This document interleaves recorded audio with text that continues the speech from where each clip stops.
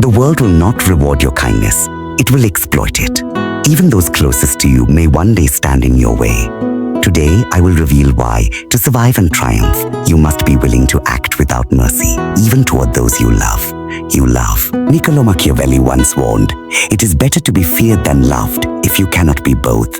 In our age of false smiles and fragile loyalties, this lesson is more vital than ever. Most fail not because they lack ambition, but because they lack the courage to wield cold-blooded resolve when it matters most. Today, we strip away illusions and face a truth you've been avoiding. Sentiment is a luxury, and luxuries get you killed in the game of power. Let us begin with the truth most dare not speak aloud. Sentiment is a luxury, and in the ruthless theater of life, luxury is a liability. Consider the world around you.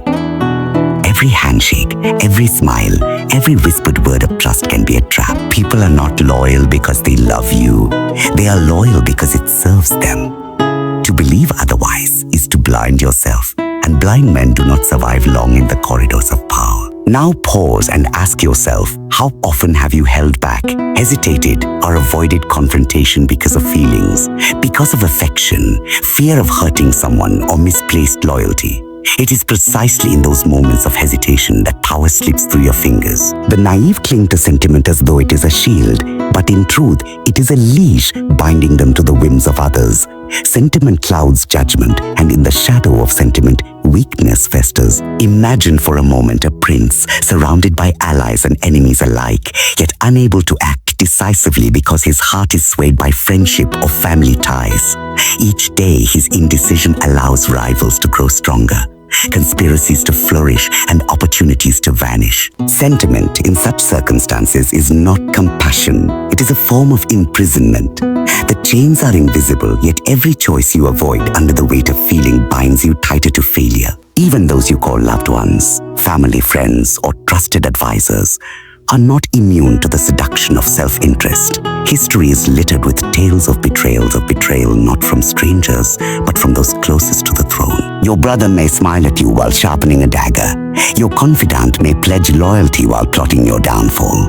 It is an uncomfortable truth, yet the moment you accept it, you begin to free yourself. When you strip away the illusion of unconditional loyalty, you see the world as it is, a battlefield where sentiment is a weakness you can ill afford.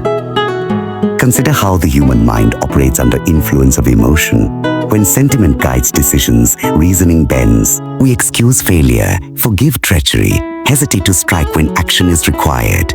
We rationalize they are family or they are a friend. And in doing so, we give our enemies the advantage. Power favors the clear-eyed, the resolute, and the unflinching. Those who allow sentiment to dictate their moves are doomed to be manipulated by those who do not.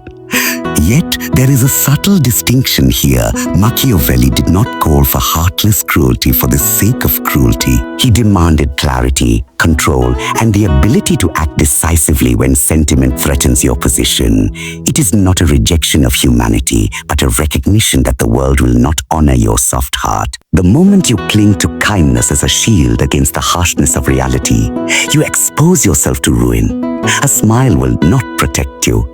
A kind word will not defend you. The forgiving heart will not deter the ambitious. Only calculated resolve does.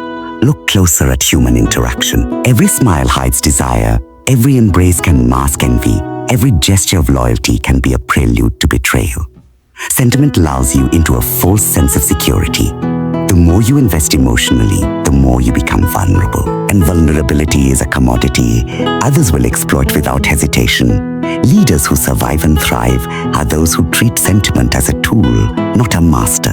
They understand that while others may succumb to their feelings, they must see through the veil of emotion and act according to principle and strategy. Even in personal relationships, sentiment can blind you. You may hesitate to correct a friend's dangerous mistake or fail to assert authority in moments where influence could have changed the outcome. Love, affection, and loyalty are not inherently dangerous, but when they dictate your choices, they strip you of the sharpness required to navigate a world where everyone has an agenda. Recognize the pattern. Every delay caused by hesitation, every decision softened by emotion, is a step toward weakness. The world does not wait for you to sort your feelings. It moves, it strikes, and it rewards decisiveness. So how does one reconcile this harsh truth with the existence of affection? The answer is not in denying emotion entirely, but in mastering it. Observe your attachments, your bonds and your loyalties. Do not let them dictate your actions. Let them exist, but let them exist as tools, not shackles. Power is not about eradicating sentiment, but about ensuring sentiment never erodes your ability to act when necessary. Those who cannot separate emotion from strategy are doomed to be carried along by currents they cannot control, swept into irrelevance by the tides of those who see clearly and strike without hesitation. The world does not reward goodness or compassion. It rewards those who act with clarity, decisiveness, and when required, cold-blooded precision. Sentiment is not merely a personal indulgence, it is a vulnerability. And in the game of power, vulnerability is a luxury that no successful leader can afford. In the dance of power, there exists one unassailable law. You are the first, last, and only guarantor of your survival. To surrender your well-being for the comfort of others, or to trust that someone else will guard your interests, is to flirt with disaster. History shows time and again that rulers fall not because their enemies are stronger, but because they failed to protect themselves first. They were blinded by loyalty, misplaced trust, or the illusion of shared purpose. The lesson is simple. Self-preservation is not selfish. It is essential. Consider the mind of the ambitious. Every decision, every action, every alliance must be filtered through the lens of survival. It is not a question of cruelty or heartlessness. It is a matter of prudence. When the threat emerges, hesitation is fatal. When rivals conspire, hesitation is fatal. When danger lurks within the walls you call home, hesitation is fatal. The moment you put another's interests above your own safety, you open the door to ruin. Self-preservation is not an option. It is the foundation of power. Let us examine the nature of human ambition. Those who rise to positions of influence do so not merely because they are skilled or charismatic, but because they understand that survival is the currency of all success. Power is fleeting, loyalty is fickle, and circumstances shift with frightening rapidity. To fail to safeguard oneself to invite the world to strike at your weakest point, and weakness, once revealed, will be exploited without hesitation. Nature itself does not honor the kind. It rewards the vigilant, the cunning, the prepared. You may feel discomfort at this truth. You may recoil at the notion that survival sometimes requires prioritizing yourself above those you care for. But consider the alternative. A ruler who sacrifices personal safety for sentiment, who compromises strategy for affection, or who hesitates to act because conscience weighs heavy is a ruler already on the path to downfall. To downfall, history does not glorify the martyr, it mourns the failed. The world does not wait for your moral reckoning. It moves, it strikes, and it consumes those who fail to protect themselves. Self-preservation demands foresight. It demands the ability to anticipate threats before they materialize. It demands discernment in alliances and ruthless evaluation of character.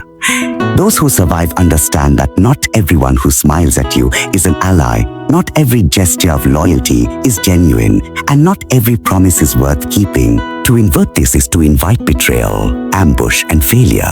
Self-preservation is the shield that allows you to wield power, and without it, the sword of influence is useless. Observe the minds of those who have fallen. They were often skilled, intelligent, even compassionate. Yet they neglected the first law of their existence, to preserve themselves. They extended trust where trust was dangerous. They postponed action where action was urgent, and they allowed sentiment to erode the barriers meant to protect them. One small miscalculation, a smile accepted, a warning ignored, a weakness shown, was enough to topple empires. This is the cost of ignoring self-preservation. Survival is not optional, it is non-negotiable, and those who forget it pay the price. Even in the personal sphere, self-preservation manifests as vigilance. Your ambitions, your resources, your reputation, all must be guarded. Do not allow others to manipulate you with flattery or guilt. Do not allow affection to cloud your judgment. Every decision must first answer a single question. Does this action strengthen or endanger me? It is not selfishness to ask this question. It is wisdom. And in the realm of power, wisdom often determines who rises and who falls. Those who act without regard for their own survival are offering themselves as prey to the cunning and the ruthless. The principle of self-preservation also extends to perception. Protect not only your life, but your reputation, your influence, and the loyalty of those who serve you. Every word spoken, every gesture made, every alliance formed must be weighed against its potential impact on your survival. Do not allow appearances of kindness to weaken your position. Do not allow the opinions of others to dictate your safety. The vigilant mind always calculates, always anticipates, and always ensures that self-preservation comes first. This is the armor that shields you from the unpredictable and often cruel machinations of those around you. In practice, self-preservation requires a cold, precise understanding of cause and effect. Every choice carries consequences. Every action, every inaction can either protect you or expose you. It is a mindset that values calculation over impulse, foresight over sentiment, and prudence over desire. To act without this understanding is to gamble with fate itself. Those who embrace self-preservation understand that even small failures can cascade into catastrophe and that vigilance must be continuous, unyielding, and absolute. It is not about fear, it is about power. Power to endure, power to act, and power to shape the world on your terms. To survive in this arena, self-preservation must be elevated above all else. It is the foundation upon which strategy, influence, and ambition are built. Without it, every other skill, every alliance, every act of cunning is meaningless. Guard your life, guard your mind, guard your position, and guard your reputation. Do not let sentiment, vanity, or misplaced loyalty compromise the one responsibility you have that is truly yours. To preserve yourself against the shifting tides of fortune, against the schemes of rivals, and against the unpredictability of those you call allies. Let us confront a reality most shy away from. Cruelty, when wielded with precision and purpose, is not a vice, it is a tool. And like any tool, it must be used with care, skill, and calculation. The naive believe that kindness and tolerance are the ultimate paths to loyalty and security. History has proven otherwise. Those who hesitate to enforce authority, who allow weakness to fester under the guise of compassion, are the first to fall. Controlity is not about malice. It is about maintaining order, deterring threats, and ensuring that your will remains unchallenged. Imagine a ruler who hesitates to punish betrayal or tolerates misconduct because of sentiment or fear of being disliked. The world does not pause for deliberation. Those who exploit weakness will act without hesitation, striking where hesitation leaves a wound. Inaction is the silent killer of authority, and mercy without purpose is often perceived as weakness. Controlled cruelty, by contrast, establishes boundaries, signals resolve, and instills a respect that kindness alone cannot achieve. It is the measured flame that burns away disorder before it can consume you. Consider the human mind. Respect born of fear is more reliable than affection in moments of crisis. When others know that defiance carries consequences, they are more likely to adhere to rules, follow guidance, and honor commitments. This is not about inciting terror for its own sake. It is about demonstrating that actions have weight, that loyalty is earned, and that betrayal is not without consequence. A well-timed, calculated act of cruelty sends a message far louder than words, and its memory persists far longer than any admonition or gentle warning. Controlled cruelty demands precision. It is not indiscriminate, nor is it the product of emotion. It is strategic, targeted, and deliberate. Consider the difference between a leader who punishes at random and a leader who punishes with purpose. The first creates chaos, breeds fear without respect, and invites resentment. The second creates order, commands attention, and deters future transgressions. There is a subtle artistry here, a recognition that cruelty is not merely a weapon, but a form of communication. Each act speaks volumes about your capacity to act decisively and your unwillingness to tolerate weakness. Many recoil at this idea, imagining a tyrant wielding cruelty for pleasure, indifferent to consequence or morality. Controlled cruelty is nothing like this. It is not wanton. It is not excessive. It is not personal. It is a means to an end. The maintenance of stability, the assertion of authority, and the protection of power. When employed correctly, it prevents greater harm by averting chaos, punishing threats before they grow, and signaling to allies and enemies alike that loyalty is demanded and betrayal will not go unanswered. It is the invisible hand that maintains order in a world teeming with ambition and deceit. Even in personal relationships, controlled cruelty can be a tool of influence. A friend, a subordinate, or even a loved one may test boundaries, push limits, or seek to manipulate your goodwill. Responding with measured firmness teaches respect and deters repetition. It is not cruelty for its own sake, but cruelty as a teacher. Like fire, it can warm or destroy, and only those who control it can harness its power without being consumed. Those who ignore this lesson risk being taken advantage of, walked over, or undermined by those who sense hesitation or weakness. It is important to understand the timing and scale of cruelty.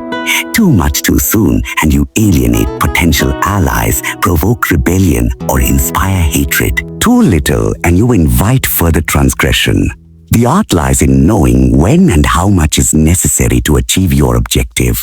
It is a delicate balance, a test of judgment, and a demonstration of mastery over both yourself and the situation. The greatest leaders of history were not cruel for the sake of cruelty. They were cruel to maintain control, to prevent greater suffering, and to secure their vision of order. Controlled cruelty also instills self-reliance and discipline in others. When individuals understand the consequences of failure, they act with greater responsibility, diligence, and respect. They are no longer guided by idle hope or sentiment. They are guided by clarity of consequence. The wise understand that unchecked kindness fosters complacency and that soft indulgence can erode authority. Cruelty, measured and purposeful, sets standard, defines expectations, and ensures that the structures of power remain intact. It is paradoxically a form of protection for both ruler and ruled. Finally, recognize that controlled cruelty is not a permanent state. It is a tool to be deployed, adjusted, and retired when circumstances demand. Like any tool, it loses efficacy if overused or misapplied. The goal is always to reinforce strength, deter disloyalty, and maintain order, not to create hatred or chaos. A leader who understands this principle wields fear as a shield, as a warning, and as a motivator, but never as a weapon of caprice. The mastery of controlled cruelty separates those who survive from those who are consumed by the very forces they sought to command. Let us now confront a truth so subtle that many fail to recognize it until it is too late. Love is not merely an emotion, it is a weapon, and like all weapons, it can wound both the wielder and the target. Love in its unguarded form can blind, soften, and ensnare. It can make you vulnerable to betrayal, manipulation, and exploitation. But love, when understood and controlled, can also become your greatest tool for influence, loyalty, and power. It is neither inherently virtuous nor inherently dangerous. It is neutral, awaiting the hand of the strategist to decide its force. Consider how the naive approach love. They give without expectation, trust without evaluation, and act with devotion that borders on surrender. These are the same individuals who fall prey to manipulation and heartbreak. History is filled with leaders, thinkers, and rulers who were undone not by armies or conspiracies, but by the unguarded affections of those closest to them. Love, when uncontrolled, weakens judgment, clouds perception, and compromises strategy. The very emotion that inspires connection can also blind you to risk and make you pray for those who recognize your vulnerability. Yet, love's potency lies in its duality. When wielded with precision, it becomes a powerful instrument of influence. The ability to inspire devotion, loyalty, and admiration through controlled affection allows you to command allegiance without overt force. Allies and subordinates, when touched by respect and measured care, become more reliable, productive, and committed. Love in this sense is not weakness, it is leverage. Those who master it understand that affection must never outweigh strategy, but must always serve it. It is the quiet power that binds without chains, shapes behavior without threats, and secures loyalty without fear. Observe the delicate balance required.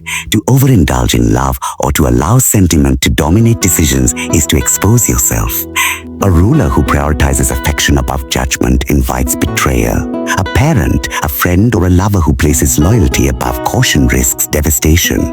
And yet, to ignore love entirely is to alienate, to isolate, and to create a climate of fear rather than respect. The art lies in recognizing that love, like fire, must be contained, channeled and timed, too much too soon, and it consumes too little and it fails to inspire. The master strategist understands this balance instinctively. Even in personal relationships, love can be a weapon if wielded consciously. By understanding the desires, fears, and ambitions of those you care for, you gain insight that allows influence without coercion. When an individual feels appreciated, valued, or understood, their actions align more closely with your objectives. This is the subtle power of controlled affection. It secures cooperation without overt force, loyalty without obligation, and obedience without resentment. Love, when treated as a tool rather than a surrender, becomes one of the most formidable levers of influence in any arena. However, let us not romanticize this truth. Love is perilous because it can erode clarity. Attachment can make you tolerate errors, forgive betrayals, and hesitate when action is required. The careful strategist knows that affection must never compromise judgment. It is a lens to see the human mind more clearly, not a fog to cloud your decisions. When love tempts you to prioritize the desires of others over your own security, you must resist. The danger lies not in the emotion itself, but in the failure to maintain control over it. Unchecked, it can dismantle your power with the silent efficiency of a blade sliding through. Consider the stories of those undone by misplaced love, kings betrayed by those they favored, generals deceived by the loyalty of their closest confidants, and leaders overthrown by those who manipulated affection for personal gain. The lesson is unambiguous. Love is not a refuge, it is a test. It can fortify your position if mastered, or it can shatter it if surrendered blindly. Recognizing this is the first step toward transforming love from a liability into a weapon. By understanding its power, you harness it to command loyalty, anticipate betrayal, and shape the world around you. Love as a weapon demands patience and calculation. It is not declared indiscriminately, nor is it displayed without purpose. It is given sparingly, timed for maximum impact, and measured to suit the situation. When others recognize your controlled affection, they are motivated to act in ways that reinforce your objectives. They are inspired by loyalty, not compelled by fear. And yet they never mistake kindness for weakness, because the strategist knows that love must coexist with clarity, authority, and vigilance. Its potency lies precisely in this balance, the ability to give warmth without surrendering power, to inspire devotion without inviting exploitation. In the end, love is a tool to be mastered, a force to be directed, and a weapon to be employed wisely. Those who fail to recognize its dual nature are often undone by it. Those who master it wield influence that fear alone cannot achieve. It is not the absence of affection that grants strength, nor the presence of it that invites downfall. It is the discipline to use love deliberately, the foresight to protect oneself while giving it, and the clarity to never allow it to dictate choices that secures victory, loyalty, and enduring power. And so we return to the unyielding truth that has guided the rise and fall of every leader, every ruler, every strategist who has walked this world. To navigate the currents of power, one must embrace clarity, vigilance, and calculated detachment. Compassion unchecked invites betrayal, sentiment unguarded erodes strength, and trust without prudence is a path to ruin. You have learned why self-preservation must come first, why controlled cruelty is not a vice but a tool, and why love, precious and potent, is a double-edged weapon that can either secure your dominion or betray it. The world does not reward softness. It rewards cunning, foresight, and those who can balance heart and steel. To act with deliberate coldness, even toward those you hold dear, is not a rejection of humanity. It is the embrace of survival, influence, and mastery. The one who understands these principles holds the power to shape events, bend loyalty, and secure a legacy that endures beyond the winds of affection and the chaos of emotion. Remember, the path is never easy, nor is it comforting. It demands introspection, discipline, and the courage to act when sentiment would counsel restraint. But in this crucible of strategy, the rewards are immense: authority, respect, and the ability to direct the currents of your own fate. Let these lessons guide you. Let them sharpen your judgment, and let them remind you that in the pursuit of power and survival, mastery over yourself is the ultimate weapon. The world waits for no one, and those who hesitate are left behind. Choose wisely, act decisively, and wield your influence with the cold precision of those who understand that power is won by the vigilant, not the sentimental.